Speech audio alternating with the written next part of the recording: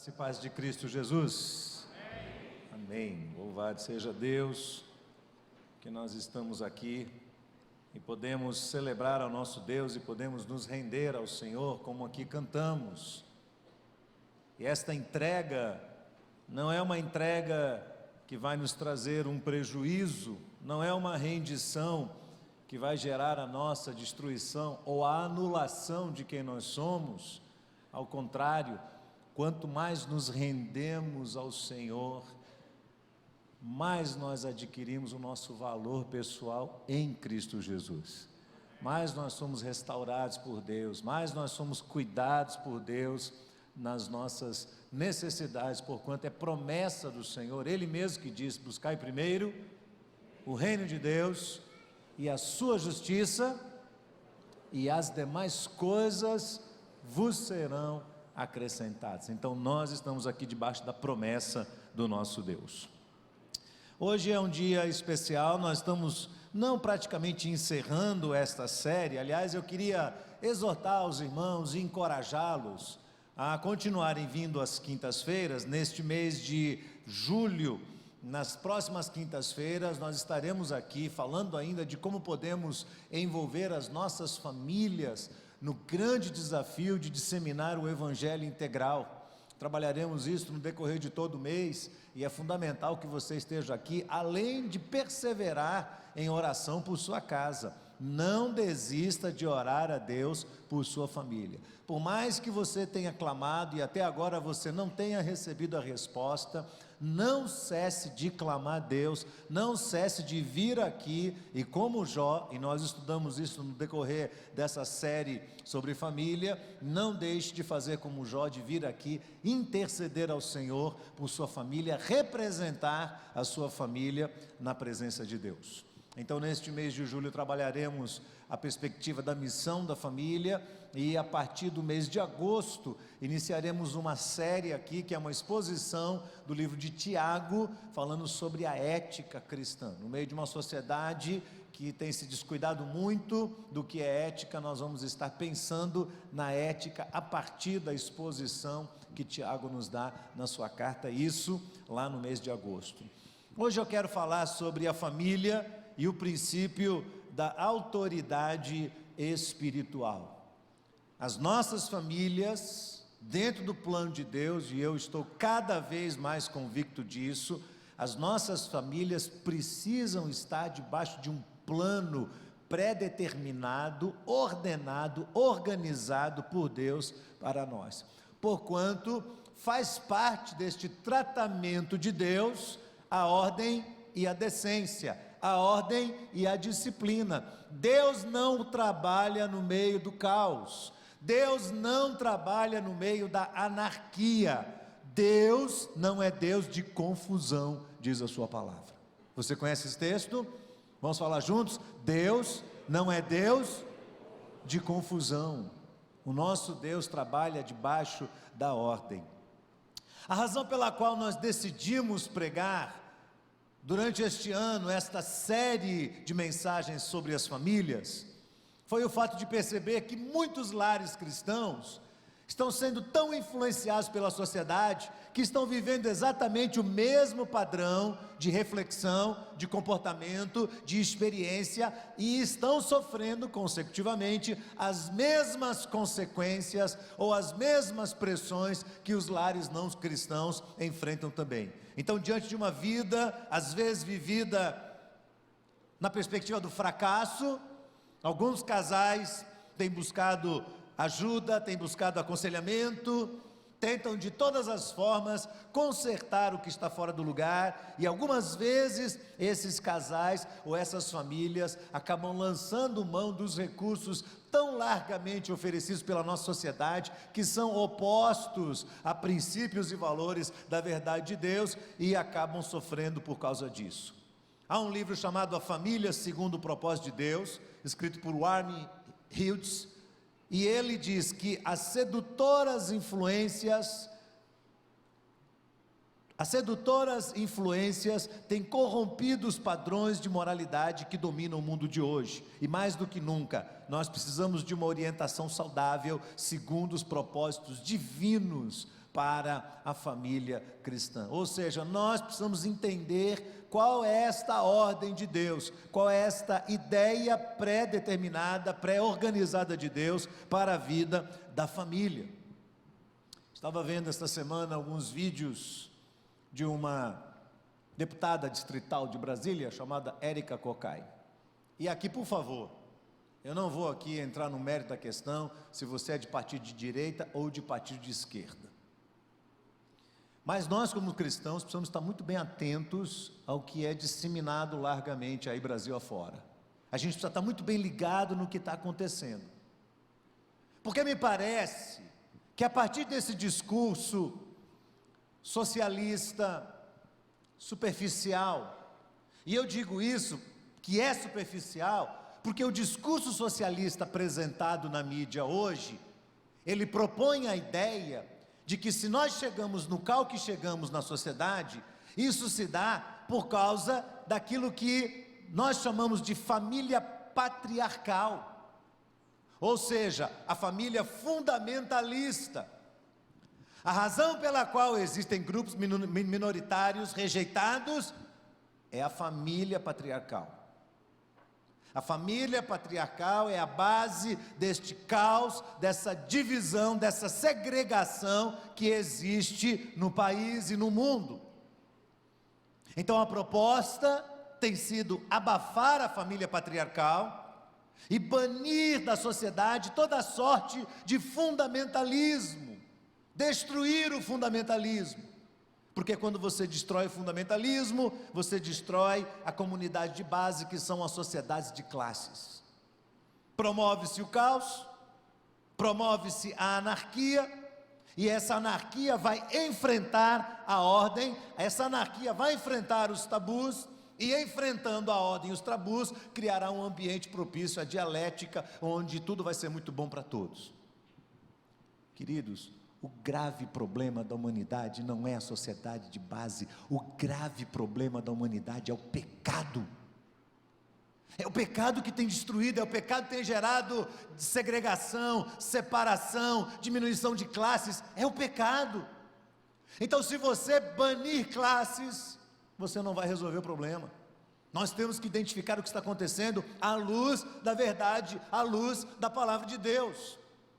Por isso, nós procuramos ser bem claros na exposição bíblica que fizemos aqui essas quintas-feiras, procurando sempre trazer clareza de Deus aos assuntos, alguns desses assuntos bastante indigestos, porque nós vivemos numa sociedade diametralmente oposta aos padrões de moralidade da palavra de Deus. Então nós viemos apresentando esses princípios que devem reger as relações familiares, mostrando também o que é esta igreja, a Igreja Batista Metropolitana, a partir do seu corpo pastoral, pensa sobre esses assuntos. Lembre de alguns deles. Falamos aqui sobre o propósito de Deus na formação da família nuclear, que é exatamente a família patriarcal. Esta família que é preservada por princípios de Deus, que geram ordem e hierarquia. Isso não é um princípio humano, isso é um princípio da verdade de Deus. As famílias foram criadas para expressar a glória de Deus. A sua família foi criada para expressar a glória de Deus. Ora, Deus não é um Deus de confusão. Deus é o Deus de ordem e de decência. Segundo, trabalhamos o drama das famílias contemporâneas, as famílias chamadas modernas, esta nova concepção do que é uma união familiar, que é arbitrariamente contrária e anômala ao que a Bíblia chama de família. Por isso, nós estamos na contramão da sociedade. Por isso, quando as pessoas virem e esses cultos forem ao ar, e eles vão, nós vamos ser criticados. Eu e os demais pastores vamos tomar muita pedrada por causa dessa série de conferências. Não tem problema não. A Bíblia diz: bem-aventurados sois quando vos perseguirem e mentirem, mentindo disserem todo mal contra vós por causa do meu nome. Alegrai-vos e exultai, porque é grande o vosso galardão nos céus, porque assim também perseguiram os profetas que foram antes de vós. Paciência. Porque ou a gente se cala e se torna conivente, e aí vamos ser vaquinha de presépio, aceitando a imposição do marxismo cultural, ou nós vamos abrir a boca e pregar a verdade de Deus e dizer que o problema da humanidade hoje é o pecado que está assolando as famílias. Você concorda comigo? E você está afim de tomar pedrada? Uma coisa é você dizer amém, outra coisa é dizer assim, amém, eu assino embaixo, e pastor, se o senhor estiver preso, eu vou preso junto. Preciso de companheiros lá na cadeia. Está vendo? A coisa é muito séria. Falamos sobre o cuidado que cada um de nós tem que ter com cada detalhe da família. As famílias são repletas de detalhes que se diferem de uma para outra, e nós precisamos compreender as particularidades das famílias e entender quais são as necessidades de cada um dos membros da família e trabalhar cuidadosamente cada uma delas. Apresentamos os altares da família. Perguntamos se a sua família possui um altar de adoração ou um altar de ruína. E dissemos aqui que existem 5 altares que tem que nortear a sua casa: o altar do testemunho, o altar das palavras, o altar da adoração, o altar da gratidão e o altar da entrega. Você estabeleceu altares na sua casa? Durante esse período em que você foi desafiado pela palavra de Deus, esses altares passaram a fazer parte da sua casa: testemunho, palavras, adoração, gratidão e entrega. Falamos aqui sobre os conflitos na família, os conflitos constantes na família. Pastor, não adianta, nós passamos pela conferência e os problemas da minha família não foram resolvidos. É verdade, eles não vão ser resolvidos de uma hora para outra, porque o que nós estudamos aqui mostra para nós que essa questão do exercício para se trabalhar o conflito familiar é algo constante, é algo que exige o tempo todo uma alternância entre a paciência e o perdão. Paciência e perdão, paciência e perdão. Quanto tempo uma pessoa leva para mudar? 40 anos? 50 anos? Não sei. Quanto tempo nós levamos para mudar? Quanto tempo Deus nos muda? Áreas da nossa vida que nós sabemos que precisam ser trabalhadas. Quanto tempo? Então é esse trabalho constante, esse exercício constante de ajuste no meio da família, exigindo essa alternância entre a paciência e entre o perdão.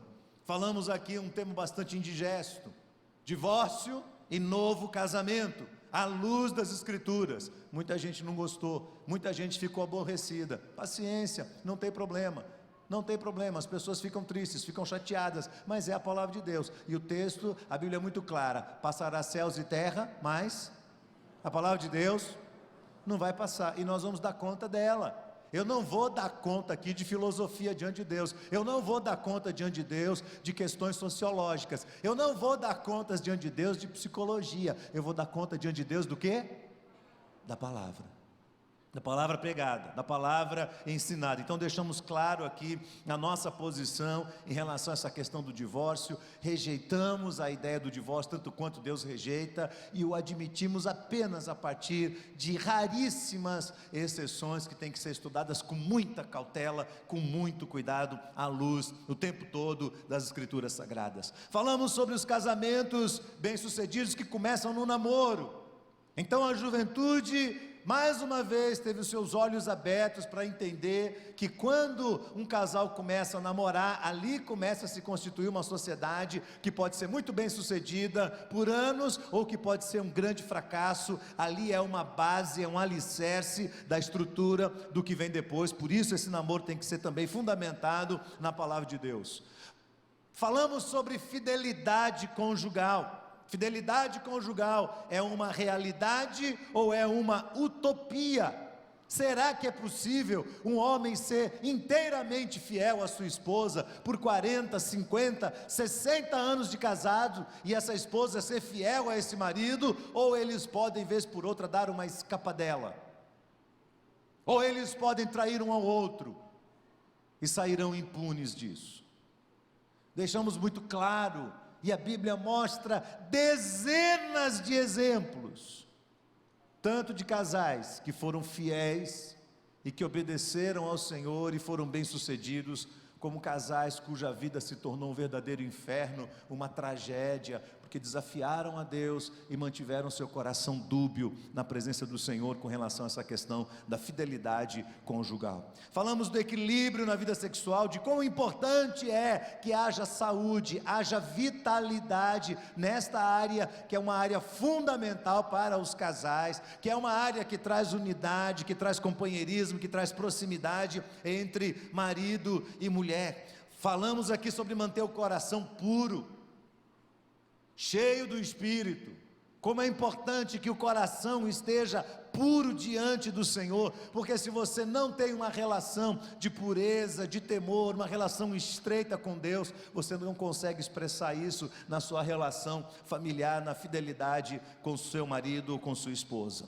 Desafiamos os homens aqui a serem líderes de verdade, destacando nas Escrituras o importante papel da liderança masculina, do homem ser verdadeiramente um líder, um influenciador, um construtor de uma geração, um mobilizador da sua família, um sacerdote do seu lar, um homem que assume responsabilidade sobre o seu ombro, que toma a sua família nas costas e diz: Deus, eu sou responsável por essa casa aqui. Falamos sobre o papel da mulher, a sabedoria feminina nas Escrituras, como a mulher deve aprender a se posicionar, não a partir dessa pressão toda que vai invadindo a nossa sociedade, mas do que refinadamente, de uma forma estudada, clara, detalhada, a Bíblia nos apresenta. Falamos sobre organização do tempo, da agenda e das finanças. Pastor Silvio até apresentou uma tabela aqui, um exemplo de como você pode fazer um orçamento familiar, e muitos olharam para isso e disseram: puxa, é isso que está faltando na minha casa. E alguns foram e fizeram um orçamento e vieram apresentar para nós, e outros disseram: é verdade, amém, louvado seja Deus, e continuam enfiados nas dívidas, e não consertaram nada, e não fizeram nada, e não sentaram marido, mulher e filhos para conversar sobre as questões financeiras. Falamos sobre suprir as necessidades para evitar carências, evitar o vácuo, evitar que alguns dos nossos familiares, sejam cônjuges, sejam filhos, sejam os idosos, se sintam mal amados ou pouco amados ou não cuidados em suas necessidades, e o quanto é necessário que cada um saiba qual é exatamente o seu papel para evitar que o outro tenha as suas carências. Falamos sobre a criação de filhos, criar filhos segundo as Escrituras, não provocá-los a ira, criá-los no temor, na disciplina e na admoestação do Senhor, áreas difíceis dessa relação entre pais e filhos. Apresentamos aqui o testemunho de pais que os filhos já chegaram numa idade em que começaram a se tornar autônomos, em que deixaram o lar, o ninho começou a ficar vazio, um momento crucial de cortar o cordão umbilical e de iniciar agora uma nova relação entre marido e mulher. Falamos sobre as famílias que enfrentam as perdas, quando os desertos se aproximam, quando a estufa de Deus vem sobre nós, quando como cristãos nos vemos em grande desvantagem, experimentamos a falta, a ausência de alguma coisa na nossa vida e na nossa experiência. Tudo isso nós temos estudado desde o início do mês de março. Minha pergunta é: quanto disso absorvemos? Quanto disso aplicamos nas nossas vidas? Quantas decisões nós assumimos depois desta exposição bíblica, e quanto estamos perseverando em cima delas para que elas se tornem uma realidade, um hábito dentro de nós? Eu penso, irmãos, que é muito comum que a igreja comece a se acostumar com a voz do pastor. Aliás, um dos sinais de que a igreja está muito acostumada com a voz do pastor é quando o povo começa a dormir na hora do sermão. Quando o povo começa a dormir no sermão, eu falo: já sei, acostumou com a voz. Sabe como é? Você tem filho e você sabe o que é isso. Você fala, seu filho olha para você e diz: mãe, não fale, por quê? Eu já sei o que você vai falar. Mãe, eu já sei o que você pensa. Pai, não precisa falar, pai, poupe-se, e me poupe também, eu não quero ouvir. Eu já sei o que você vai dizer, pai. Eu já sei o que você vai dizer, mãe.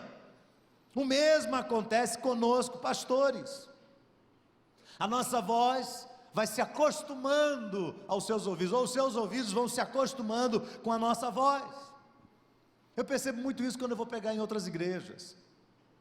Às vezes eu chego numa outra igreja e prego a mesma coisa que eu prego aqui, e as pessoas vêm e falam assim: uau, que interessante, isso aí que você falou, é verdade. E eu falo: por que não tem essa reação na IBAN? Por que não acontece a mesma coisa na IBAN? Por que as pessoas não chegam e falam: é verdade, não é que eu tinha, olha pastor, é verdade, por que não acontece? E às vezes eu vou conversar com o pastor da igreja, e o pastor diz assim: pastor, tem ensinado isso há anos aqui, eu tenho ensinado, aí o senhor chegou aqui e falou a mesma coisa, e olha a reação. É assim mesmo, a gente vai se acostumando com a voz daqueles que amam a gente, daqueles que cuidam de nós percebemos isso, e sem que a gente perceba, o nível de autoridade espiritual começa a decrescer dentro de nós. A razão pela qual muitos líderes da igreja não vieram a essa conferência, e aí eu vou mostrar para eles o que eu estou falando aqui hoje, porque eu não estou falando pelas costas, eu quero falar pela frente, é porque eles acham que não precisam ouvir a voz de um pastor. Líderes não vieram nem um dia a essa conferência, e eles vão dar 1001 desculpas, não tiveram tempo, tiveram outras atividades, tiveram outras responsabilidades, eles vão falar uma série de coisas. Eles não vieram porque eles acham que eles não precisam ouvir a voz dos seus pastores. É a nossa tendência, irmãos. Com o passar do tempo a gente vai se acostumando com as pessoas, e a gente não vai mais ouvindo a voz delas. Seria esse um problema novo? Eu quero convidar você a abrir a sua Bíblia no livro de Números, no capítulo 16. Números no capítulo 16, e o que eu quero mostrar para você, eu quero falar aqui é de um episódio que mostra uma família em estado de rebelião.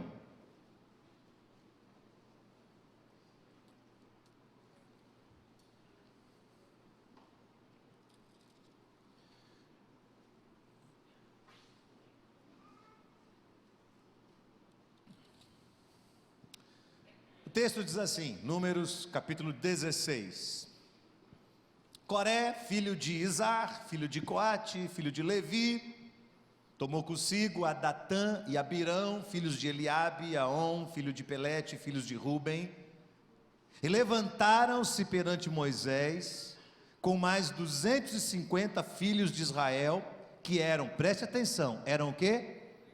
Príncipes da congregação, chamados da assembleia, homens de posição. Sabe o que eles eram? Levitas. Eram levitas. Então Coré se junta com Datã e Abirão, e eles têm 250 levitas ao lado deles. Verso 3: eles se congregaram contra Moisés e contra Arão, e lhe disseram: basta-vos, pois que toda a congregação é santa, ou seja, nós somos todos iguais, não são todos santos? E o Senhor está no meio deles. Por que, pois, vos elevais sobre a congregação do Senhor?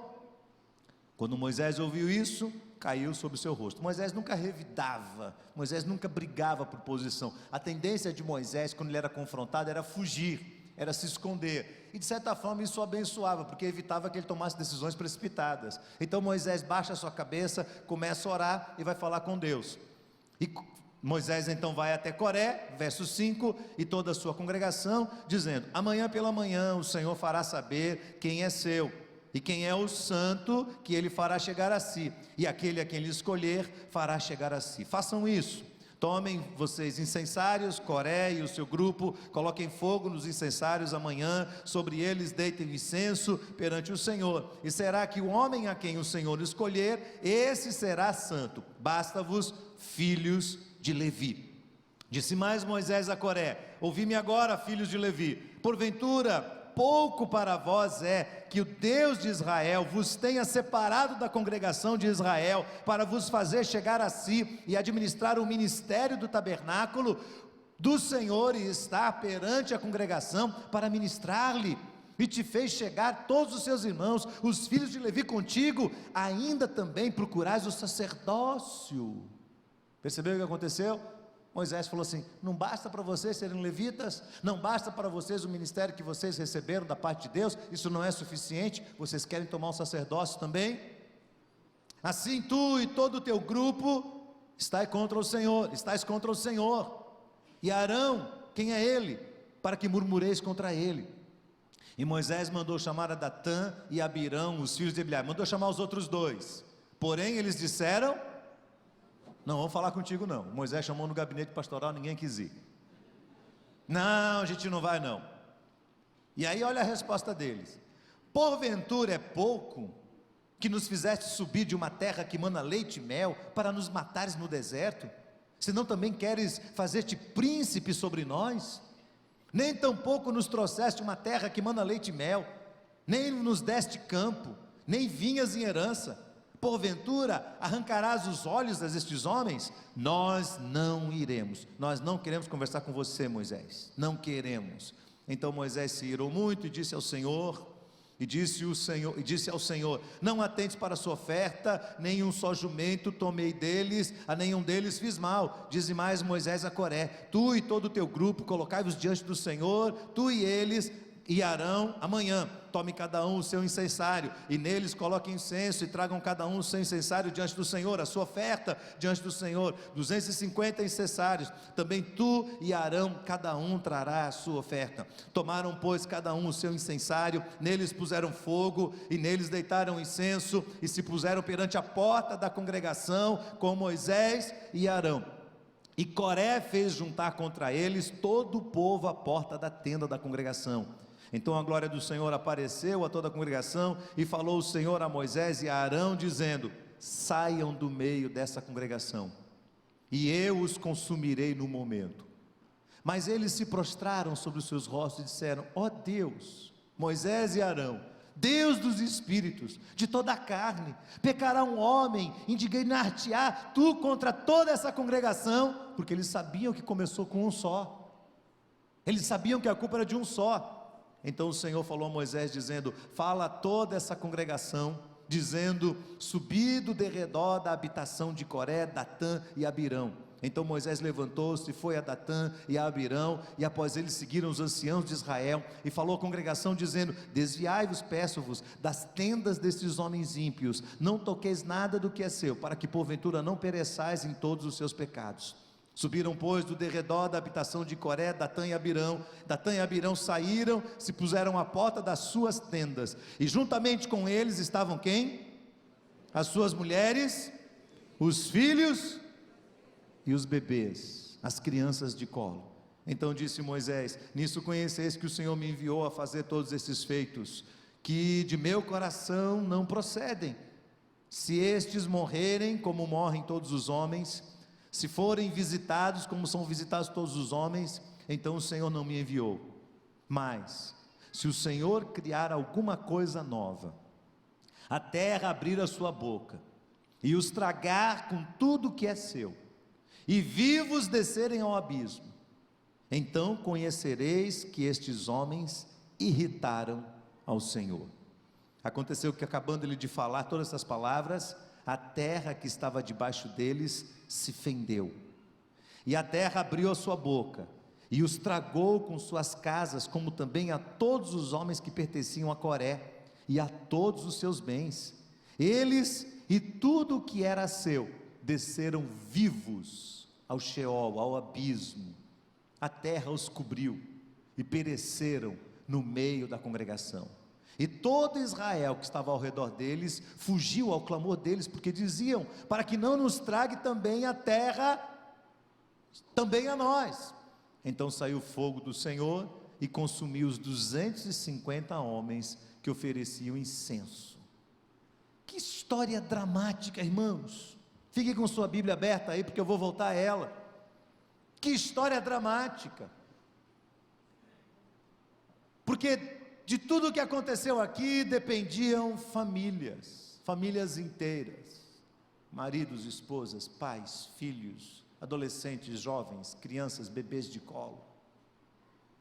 Todos eles são afetados pela insatisfação, pela rebelião no coração de um homem Um homem com coração amargurado, que vai disseminando a sua amargura e vai o quê? Contaminando todos os demais. Todos os demais vão olhando e vão dizendo: verdade, você tem razão. Olha aí, está vendo? Esse Moisés aí, olha, esse líder espiritual. Que espiritual nada, rapaz. Esse cara não tem nada de Deus, não. Esse camarada tirou a gente de lá, não está acontecendo nada, faz tanto tempo que a gente está aqui, olha aí, e ele vai disseminando, e ele quer, de alguma forma, tomar aquela posição no meio do povo de Deus. Quanto entendemos de verdade o papel de líderes espirituais sobre a nossa casa e sobre a nossa família? Quanto de fato você se considera uma pessoa obediente? Há no seu coração o temor e a humildade suficiente para aceitar a orientação de um pastor, por exemplo, de um líder de grupo familiar,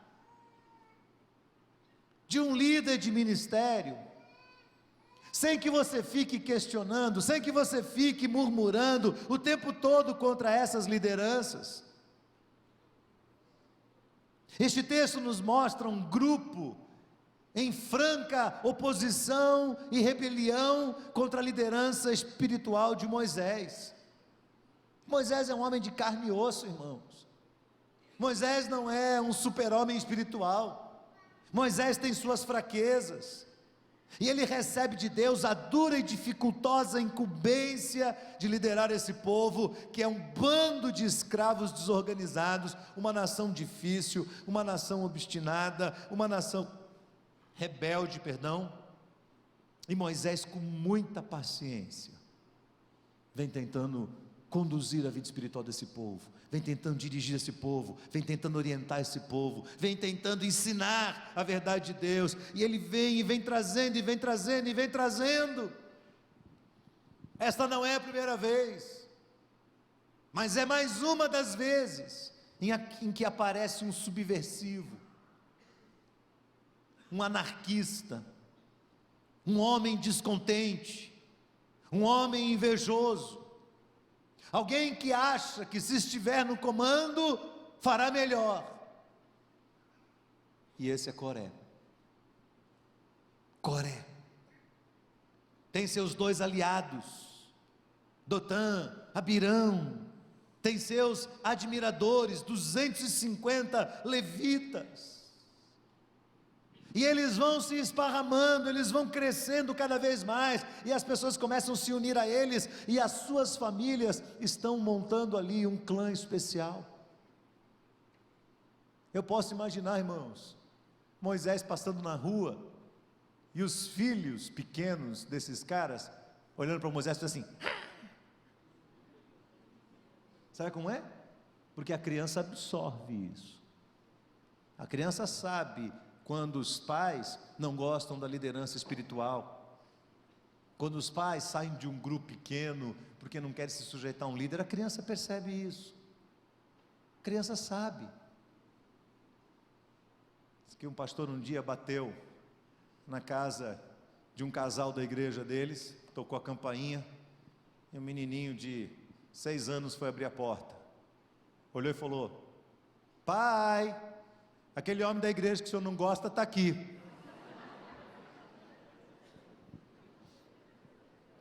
A criança sabe disso. Por que as pessoas se rebelam contra suas lideranças espirituais? Por quê? Alguns motivos que me vêm à mente. Primeiro, porque as pessoas não querem intervenção profunda na sua vida, na sua experiência.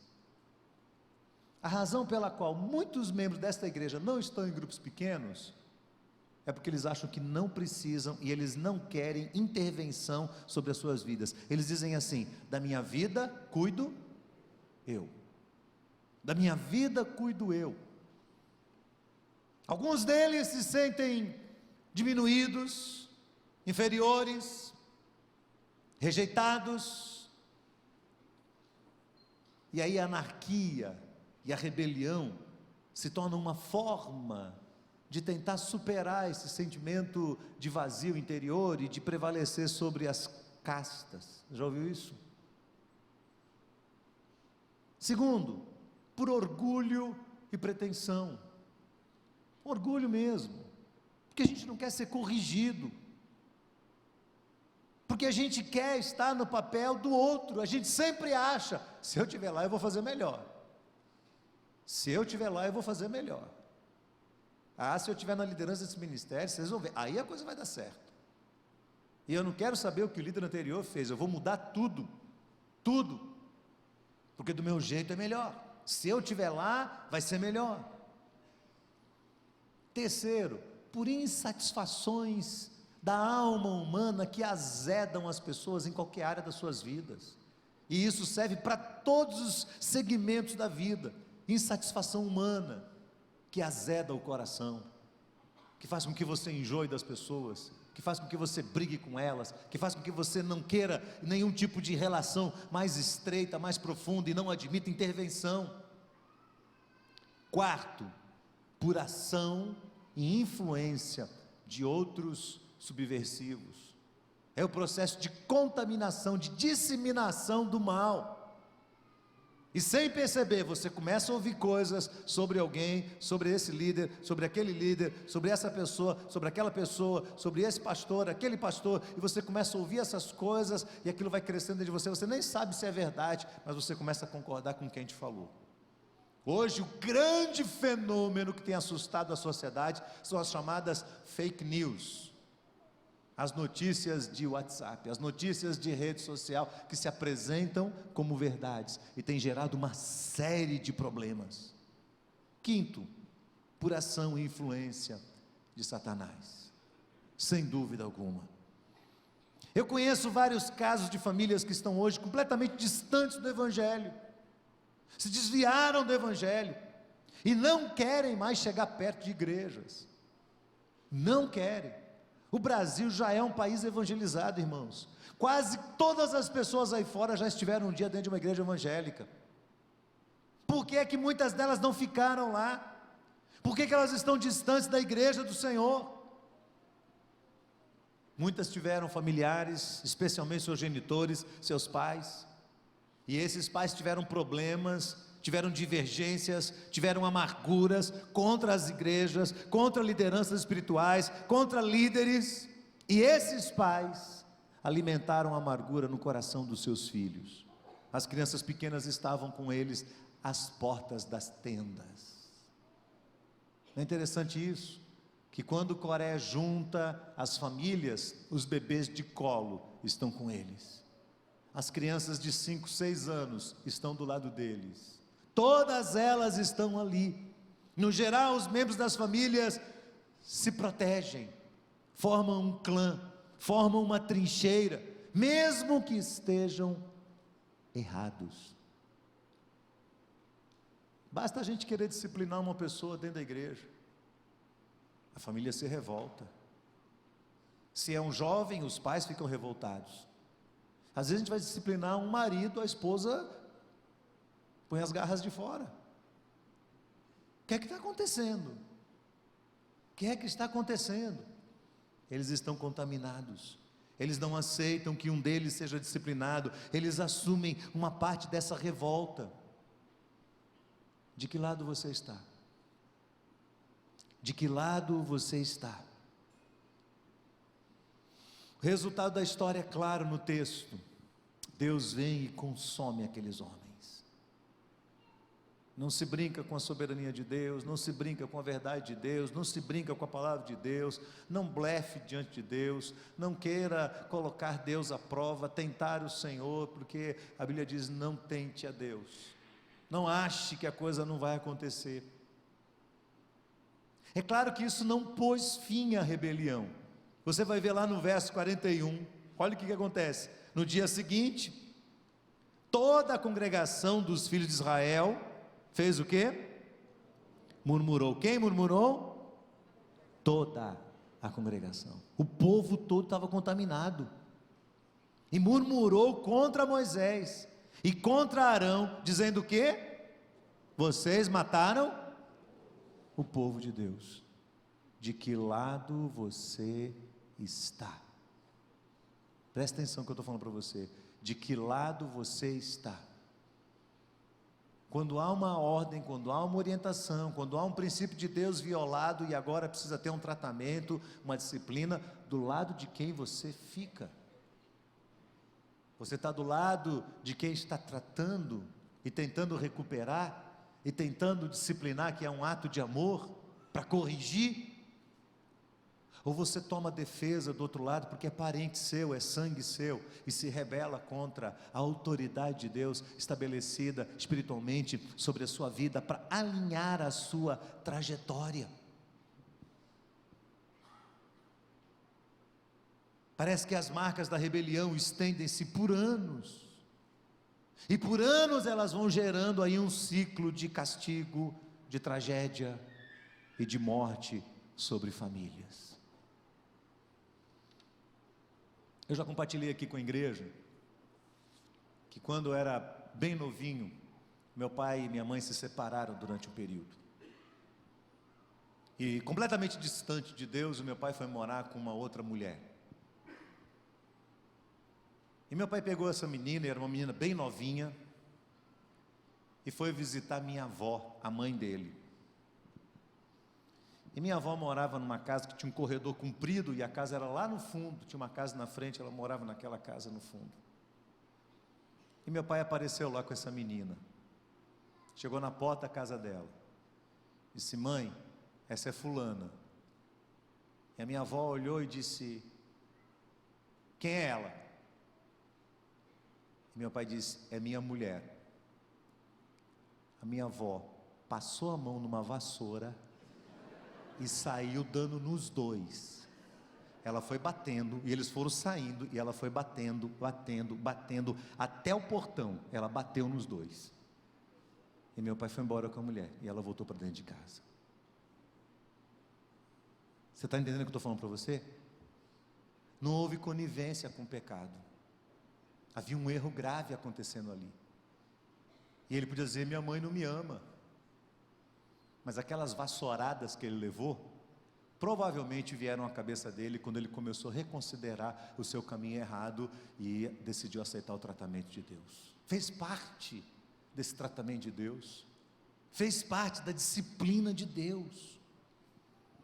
Este incidente bíblico, irmãos, esta história traz para nós uma séria advertência. Os nossos dias têm sido caracterizados com dias do espírito de rebelião. Paulo diz isso lá na sua carta a Timóteo. Dias difíceis, tempos selvagens. Os filhos não aceitam mais que os pais sejam autoridade de Deus. E muitos pais, preocupados em manter uma boa imagem diante dos filhos e conservar os filhos como amigos, estão deixando de lado a sua própria autoridade, estão deixando de exercer a sua própria autoridade. Dias de desobediência civil, a desobediência às autoridades civis tem sido cada vez mais generalizada e cada vez menos punida. Não se reconhece mais autoridades morais. Os professores estão apavorados. Quem é professor aqui? Levante a mão. Professor. Estão ou não estão, irmãos? Apavorados. A internet tem divulgado os vídeos de alunos desafiando os professores e batendo neles e tentando agredi-los, esperando uma reação dos professores, para poder dizer o estatuto do menor, o estatuto do adolescente. A independência pessoal, o desejo de prevalecer, são valores que estão em alta, desprezando a ordem, desprezando a hierarquia, desprezando os fundamentos. Ora, se os fundamentos forem destruídos, quem subsistirá? Diz o Salmo 111. Quem vai subsistir? Chamamos isso de princípio da autoridade espiritual. São as cadeias de comando estabelecidas por Deus, são as cadeias de autoridade que devem ser obedecidas. Esposas aos seus maridos, Efésios 5, 21 e 22, 23. Filhos aos seus pais, Efésios capítulo 6, verso 1 e 2. Colossenses capítulo 3. As autoridades constituídas por Deus.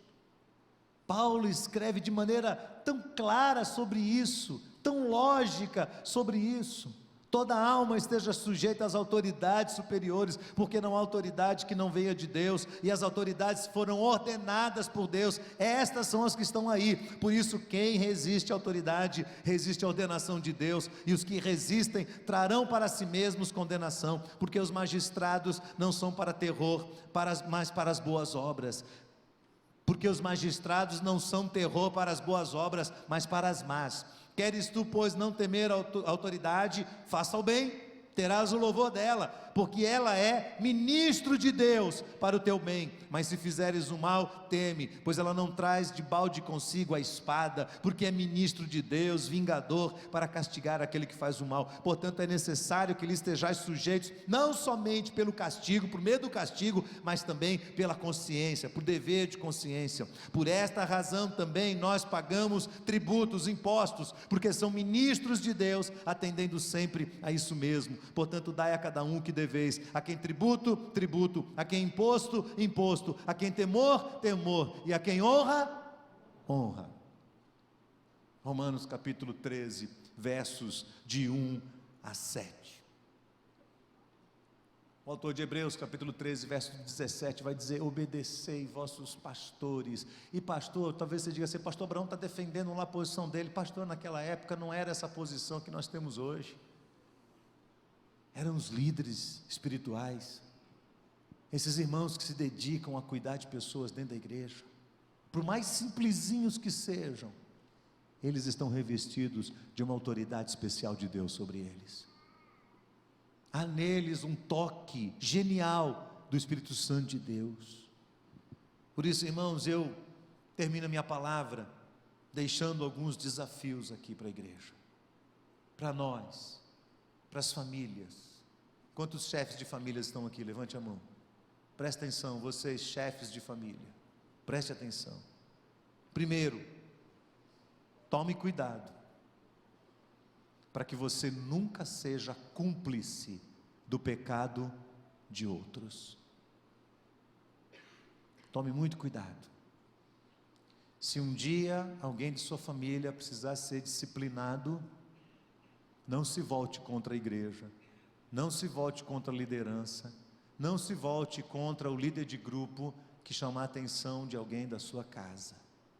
Fique atento a isso, porque você tem que ser parte da resolução de Deus e não parte do movimento de rebelião e de quebra da unidade e da comunhão. Safira, a mulher de Ananias, lá de Atos capítulo 5, podia ter se livrado do castigo, mas o texto diz que ela foi conivente com o pecado do seu marido. Há esposas que amam tanto que elas acabam sendo coniventes com o pecado. Há muito tempo atrás eu tratei de uma situação muito complicada, porque uma esposa me procurou e disse: pastor, meu marido está me traindo. Eu disse: você tem certeza? Ela: tenho absoluta. Eu falei: então eu vou chamá-la e vou confrontar. Ela disse: pastor, não faça isso. Eu disse: por que não, minha irmã? Ela disse: porque o senhor não sabe de nada, se o senhor chamar ele, ele vai saber que eu lhe falei. Sim, meu irmão, mas tem que tratar. Não, eu não quero, eu estou lhe dizendo isso em segredo, eu quero que o senhor ore. Eu orei, fui conversar com ele. Aí, minha irmã, ele continua. Então eu vou chamar. Não, não chame. Irmã, se eu não chamar seu marido, ele não vai cuidar. Não chame, pastor. Aí eu esperei, um dia encontrei com ela: e aí, minha irmã? Pois é, pastor. Eu falei: minha irmã, sabe de uma coisa? Se vire com seu marido, se vire com ele, trate como a senhora quiser. Um dia Deus vai lhe cobrar isso. Deus vai lhe cobrar isso. Ela ama tanto que ela não quer que seu marido seja corrigido, e ele continua no pecado.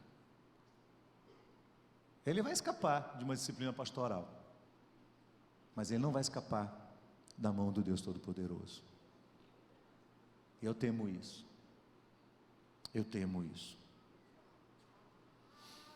Segunda, às vezes nós precisamos tomar uma decisão sozinhos. E aí vem um detalhe aqui do texto que é muito interessante, de Números. muito interessante, porque você pode estar aqui hoje pensando assim: meu Deus, quem tinha que estar aqui hoje era fulano de tal da minha casa, essa era a pessoa que tinha que estar aqui ouvindo o que o pastor está falando. E por vezes você está sozinho, na mesma condição. Se você ler Números, capítulo 26, verso 11, Números 26, verso 11, o texto vai dizer assim: mas os filhos de Coré não morreram. Espera aí, pastor Abraão, você acabou de dizer que a família de Coré estava com ele à tenda. Uma verdade não exclui a outra. O capítulo 26, verso 11, diz que os filhos dele não morreram. Sabe por quê? Porque quando Moisés chegou e deu a ordem, disse: olha, está aqui, ó, são as famílias, quem é povo de Deus, saia de perto deles. Sabe o que aconteceu? Alguns dos filhos de Coré fizeram o quê? Saíram de perto do pai, saíram, e foram preservados. E é uma coisa tão interessante, irmãos, porque eles obedeceram à ordem de Deus, e depois tiveram um papel preponderante no meio do sacerdócio levítico. Uma das maiores provas disso é que o livro de Salmos tem 150 salmos. Você sabe quantos são escritos pelos filhos de Coré? 12, uma dúzia deles. Estes homens foram preservados. Deve ter sido uma decisão muito difícil para eles, muito difícil, como minha avó naquele dia em que pegou a vassoura. Foi uma decisão muito difícil, mas eles disseram: pai, a gente ama o Senhor, mas a gente não vai ser conivente com o seu pecado. E eles saíram fora e foram preservados. Jesus diz em Mateus 10:37: quem ama seu pai e sua mãe mais do que a mim, não é digno de mim. Ou seja, o vínculo familiar não pode extrapolar os limites de Deus, os valores do reino de Deus e da sua palavra. A quem você verdadeiramente obedece? A quem você presta contas da sua vida? Minha pergunta aqui é dirigida aos homens que estão aqui me ouvindo. A quem você presta conta da sua vida? Para quem você confessa as suas tentações e seus pecados? Eu pergunto aos homens que estão aqui: quem é a autoridade espiritual sobre sua vida, que você teria coragem de confessar um pecado seu para este homem, e se este homem lhe repreender duramente, você vai abaixar sua cabeça e vai dizer: eu mereço essa repreensão? Tem alguém na sua vida? Se você disser para mim: pastor, não tem ninguém, eu exorto você a buscar, dentro dessa estrutura que essa igreja tem proporcionado, uma pessoa a quem você vai se submeter espiritualmente, que vai orar por você, que vai orientar você, que vai mentorear você, que vai acompanhar você nas suas tentações, nos seus pecados, nas suas lutas espirituais. Não fique sozinho. Não fique sozinha, minha irmã. A irmã também precisa de uma mentora. A irmã precisa de alguém com quem possa abrir seu coração, e que ore por você, e que acompanhe você na sua vida espiritual. Será, irmãos, que o fato de nós termos percebido que os nossos líderes têm fraquezas humanas, e que eles têm pecados, e que são pessoas igual a nós, nos transformou em Corés, em Dotãs, em Abirãos da vida? E nós estamos dizendo: quem é você? Você nem era para ser líder de grupo. Se eu estiver aí, eu sou muito melhor do que você. Será que nós estamos fazendo isso? E o Senhor lá do céu está vendo o nosso dedo apontado para essa pessoa? Será, irmãos? Vamos nós nos levantar. Moisés era uma pessoa humana, e ele realmente tinha falhas. Aliás, Moisés não queria liderar. Se Moisés pudesse escolher, ele fugiria desse ofício. Várias vezes ele disse para Deus: Deus, escolhe outro. Deus falou: não, é você. Mas eu sou fraco, eu tenho problemas, eu não sou corajoso, eu sou isso. Vai lá, eu vou te usar. E o povo sabia os defeitos dele. E a irmã dele se levantou contra ele, e o irmão dele se levantou contra ele, e Deus os trouxe lepra. Temos líderes que são falhos, estão sobre nós, mas são lideranças espirituais sobre a nossa vida. Será que porque nós lidamos com as fraquezas e os pecados dele, isso nos transformou em pessoas totalmente resistentes e independentes? Por último, irmãos, cuidado com os subversivos. Cuidado com quem fica conversando conversinha de corredor. Cuidado com quem fala pelas costas. Cuidado com quem não olha no olho e não diz exatamente o que está acontecendo. Cuidado com quem vive ali, rodeando e fala de um e fala de outro. Cuidado com esse tipo de gente. O subversivo é sempre perigoso. Ele contamina as pessoas com sua amargura. Ele dissemina o seu veneno. Ele gera grave prejuízo no meio da sociedade, no meio da família, no meio da igreja. Jesus diz, um pouco de fermento faz o quê? Leveda toda a massa. Muito cuidado, muito cuidado. Quando alguém vier com conversinha para você, fala assim, irmão, quero não. Não quero ouvir não. Não quero ouvir. Para que você não seja cúmplice do pecado de outros. Amém, meus irmãos? Que o Senhor complete a sua obra na nossa vida. Paulo diz em Filipenses capítulo 1, verso 6, aquele que começou uma boa obra, há de completá-la até o dia de Cristo Jesus. Nós encerramos aqui essa série, irmãos, mas o trabalho de Deus não se encerrou na minha vida e na sua vida. Deus vai continuar trabalhando com a gente. Deus vai continuar trabalhando com você. Eu exorto você não deixar de vir aos cultos de quinta. Eu exorto você não deixar de se ajoelhar diante de Deus, junto com os irmãos, e clamar pela misericórdia de Deus sobre a sua casa, sobre a sua família, por uma reconstrução, por uma restauração. Eu exorto você a ser obediente quando Deus colocar uma pessoa na sua vida que vai orientar o seu caminho. Nós estamos no meio da sociedade que é anarquista, mas o nosso Deus é Deus de ordem. O nosso Deus é o Deus cuja mente é organizada. Deus é um Deus que tem fundamentos. Deus é um Deus da decência, da ordem, da hierarquia. Preserve essas coisas. Cada vez mais a humanidade vai atacar a palavra de Deus. Cada vez mais a humanidade vai dizer que o problema são os grupos de base da sociedade, a família patriarcal, a família fundamentalista. Não. O problema é o pecado que habita dentro de nós, e a gente combate o pecado com a palavra de Deus. Então diga para o Senhor: Senhor, continua completando a tua obra na minha vida, Senhor.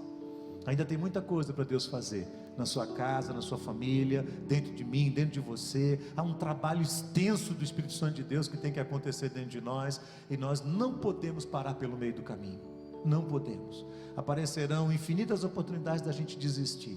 Eu às vezes olho para a igreja e falo, meu Deus, que responsabilidade que é cuidar de tanta gente, com tantos problemas, com tantas circunstâncias, e às vezes eu não consigo nem imaginar como é que Deus está fazendo isso, mas Ele está fazendo. Você pode pensar assim, poxa, que importância tem colocar um papel nesse baúzinho aí? Você não tem ideia do que significa colocar um papel nesse baú. Você não tem ideia do que significam as irmãs que pegam esses papéis, olham para eles, colocam-se de joelho e dizem, Senhor, abençoa esta vida, Senhor, e você é abençoado pela misericórdia do Senhor. Eu sei que a minha vida, minha história, meu ministério, minha família, minha vida com Cléo, os meus filhos, têm sido colocados incessantemente diante de Deus, por irmãos e irmãs desta igreja, que sustentam a nossa vida em oração. Eu tenho certeza disso, eu tenho certeza, e eu sou abençoado por isso.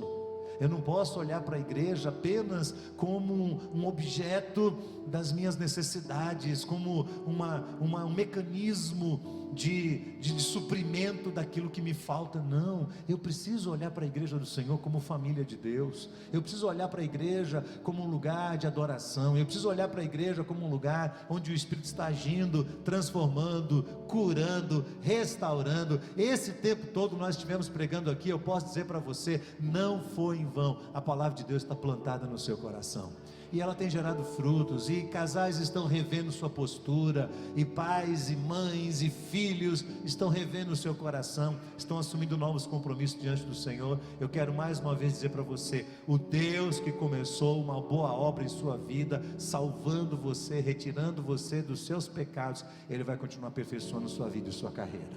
Amém, meus irmãos? Vamos ficar de pé e vamos cantar. Eu queria pedir que os pastores subissem aqui. Se eles estiverem com suas esposas, eu queria que elas viessem junto com eles, por favor.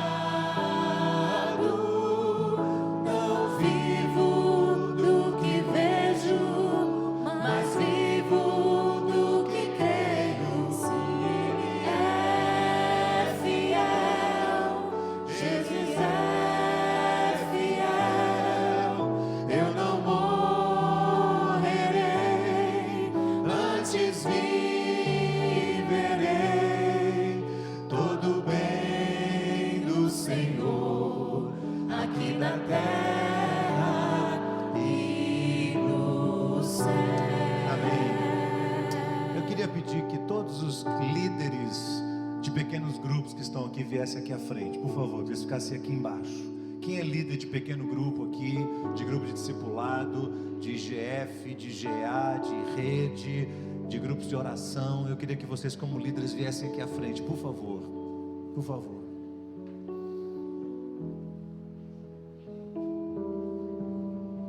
Esses irmãos, semanalmente eles têm encontrado grupos da igreja, semanalmente eles têm estado junto com pessoas que estão enfrentando suas lutas, seus problemas, suas dificuldades. Eles estão ministrando a palavra de Deus. Eles pegam esses estudos de quinta-feira, eles transformam em pequenas meditações, eles levam isso para uma discussão mais apropriada à necessidade das pessoas. Eles sofrem o impacto dos problemas de famílias, de casais. Eles acordam de madrugada com o telefone tocando e eles se levantam e vão socorrer, vão intervir na briga de um casal, ou eles vão a um hospital visitar uma pessoa, ou eles vão acompanhar uma família num momento grave de luto, de dor. Esses irmãos têm ajudado a pastorear a igreja do Senhor. Eles são uma grande bênção para nós. Amém, meus irmãos? Eles são uma grande bênção para nós, esses irmãos, e nós louvamos a Deus pela vida deles. Quantos aqui estão dentro de grupos pequenos? Levante sua mão assim, levante sua mão. Isso. Eu pedi que você levantasse a mão para ver quem não levantou, e para perceber quem precisa entender que sozinho nós não vamos sobreviver, irmãos. no meio de uma sociedade tão cruenta, tão opositora ao Evangelho, tão bem articulada para tentar destruir os fundamentos da palavra de Deus, você precisa de um grupo que ore por você, ou não precisa? Você precisa de oração? Precisa ou não? Nós precisamos de alguém que ore por nós, de alguém que coloque nossas necessidades diante de Deus, de alguém que veja quais são as lutas que nós temos enfrentado e coloque isso na presença do Senhor e clame a Deus pelas nossas vidas. Nós precisamos disso, irmãos. Nós somos o povo de Deus, nós somos a igreja do Senhor Jesus. Famílias estão em jogo aqui, o futuro de pessoas está em jogo aqui. Nós não somos uma agremiação, nós não somos um clube, nós somos o povo de Deus. O Senhor está aqui conosco. Deus tem abençoado nossa vida, nossa história, abençoado nossas famílias estão sendo reconstruídas aqui dentro, os nossos filhos estão sendo ensinados por meio da palavra de Deus neste lugar. Deus está fazendo algo extraordinário aqui, irmãos. Você crê nisso? Você crê de verdade? Você crê de coração? Eu quero desafiar você a amar essa igreja, se doar por ela, ser um líder de grupo também, ser um professor que ensina a palavra de Deus. Jamais intente contra a igreja do Senhor. Jamais se una a quem quer que seja. Não sei se você é de uma outra igreja, você está aqui nos visitando hoje, preste bem atenção nisso. Jamais se una a alguém que é uma pessoa subversiva e que está tentando destruir um fundamento da palavra de Deus em qualquer lugar que seja, uma igreja em qualquer lugar que seja. Jamais faça isso, porque a igreja é de Jesus. Ele está trabalhando pelo seu povo. Não interessa se é a metropolitana, não interessa se é a igreja do Cordeiro, não interessa se é a proclamação, não interessa se é a Sinai, não interessa qual é a igreja. É a igreja do Deus vivo e verdadeiro. Ela não tem dono, ela pertence a Jesus. E nós devemos lutar pela igreja do Senhor Jesus. Nós devemos nos unir aos cristãos sobre a face da terra e clamar a Deus pela liderança evangélica, para que as igrejas do Senhor cresçam cada vez mais. Amém, meus irmãos? Amém mesmo? Você faz um compromisso aí no seu coração. Diga para Deus: Senhor, eu nunca vou me levantar contra o líder do Senhor. Esses líderes podem pecar? Podem. Nós podemos errar? Claro, mas se um dia acontecer qualquer coisa com qualquer um de nós, nós queremos que você nos abençoe, que você cuide de nós, como esse povo todo tem cuidado da igreja também. Amém, meus irmãos? Sim, você está percebendo os defeitos dos seus líderes? Cola junto, esteja perto, abençoe, apoie, encoraje, seja um do lado. Não seja um Coré da vida, não seja um Dotã da vida, não seja um Abirão da vida, para que Deus complete a obra na sua vida e não seja interrompido, engolido pela própria maldade humana, em nome de Jesus. Amém? Vamos cantar a segunda parte. Olhando para Ele,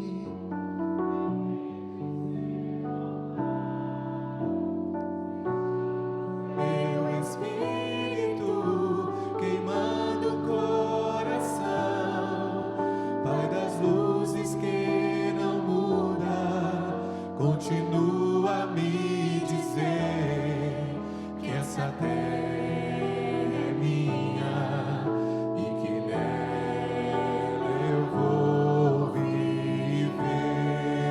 Cante bem forte. Aquele que começou a boa obra em minha vida é fiel. Ele é fiel, não descansará, não desistirá, enquanto não houver terminado. Não vejo do que vejo, mas vivo do que creio. E Ele é fiel, Jesus é fiel. Eu não morrerei, antes viverei todo o bem do Senhor aqui na terra e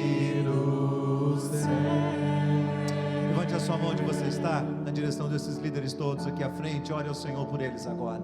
Levante a sua mão e aí no seu coração clame ao Senhor. Clame a Deus por cada líder, por cada pastor, por cada esposa que aqui está. Peça que Deus renove as forças espirituais de cada um deles. Eles são precursores de uma aliança de Deus, de algo muito especial que o Senhor está fazendo. Clame a Deus por suas vidas, por suas famílias. Ore ao Senhor pelos filhos desses irmãos que estão aqui, filhos que têm sido alvejados pelo inferno, filhos que o inferno tem tentado desviar da presença de Deus. Clame ao Senhor por eles agora em nome de Jesus. Diga para o Senhor: Senhor, sustenta estas vidas, abençoa estes casamentos, fortalece a união familiar, abençoa as famílias, supre as necessidades financeiras, da saúde. Impede, Senhor, que Satanás prevaleça contra a vida de qualquer um deles.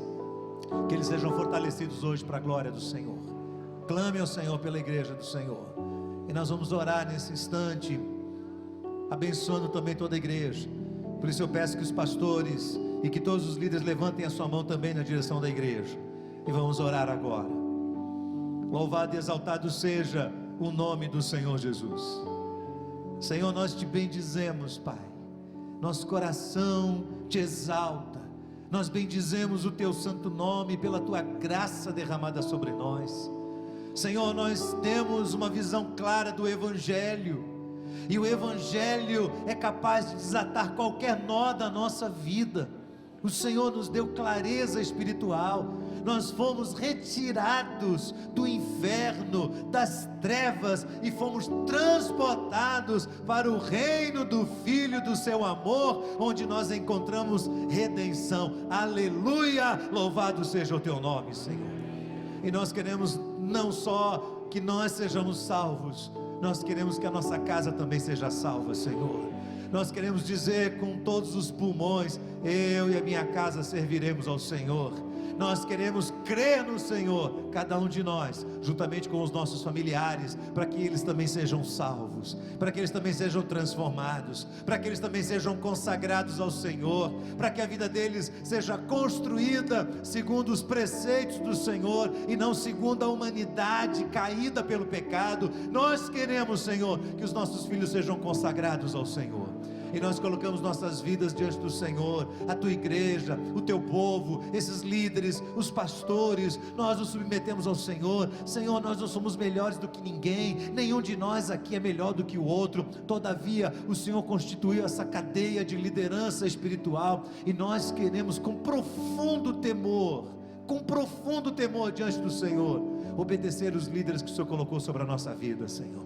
Queremos ser obedientes à tua palavra, não queremos nos rebelar contra ela, não queremos nos rebelar contra princípios e valores do teu reino, não queremos desobedecer frontalmente, deliberadamente a tua verdade, para que nós não sejamos engolidos como aqueles 23 mil foram. Nós queremos, Senhor, que o Senhor complete a tua obra na nossa vida, Senhor, e nós queremos chegar na presença do Senhor Jesus com alegria, sabedores de que o Senhor cuidou de nós, e tendo nos nossos lábios a mesma palavra do apóstolo Paulo: combatemos o bom combate, terminamos a carreira e guardamos a fé.